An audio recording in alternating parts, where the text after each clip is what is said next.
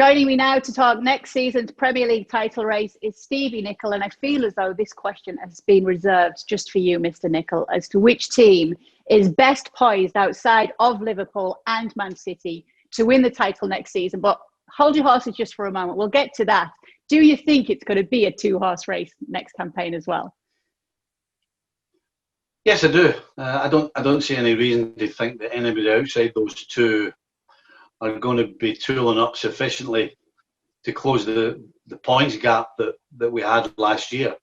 Liverpool are automatically going to have a little drop because just that's the way it is.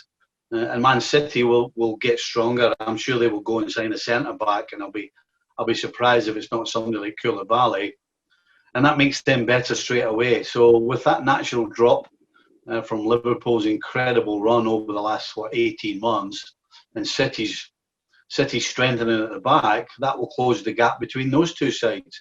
But after that, I really don't see anybody getting close to them. If you're going to push me into somebody, then naturally you would have to look at Manchester United, because they've certainly finished stronger than anybody else. They finished third in the Premier League title race. That they're going to retool. Of course, we all think they're getting Jadon Sancho. I'm sure that won't be the last signing, and I think they'll probably strengthen defensively as well. So I think of all the other sides, I would have to say that it would be Manchester United. And if they do get Jadon Sancho, you don't think that it could be a three-horse race? No, I don't know. The question is Jadon Sancho going to fit in? And it seems a strange question, but the truth is, Manchester United have signed other players from Dortmund that haven't quite, made it. They haven't lived up to the reputation. So, as much as I don't expect Sancho to join them, I'm thinking of the likes of Mkhitaryan.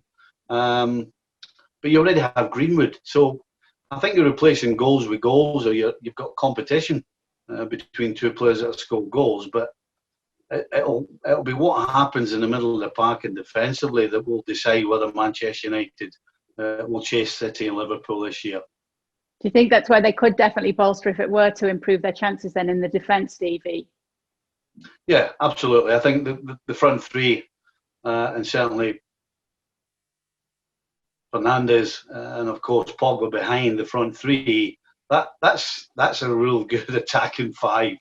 Now, if you can sort the other five out, plus the goalie, then you're in business. The question is, are they going to stop sufficient amount of goals going in to be able to catch City and Liverpool? Because that to me at the end of the day was the biggest problem. They let too many goals in, dropped too many points, which put them out of contention far too early in the season.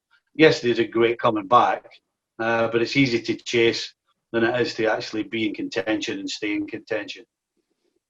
So just in case you were wondering at home, that was Manchester United that Stevie did pick after Liverpool and Man City.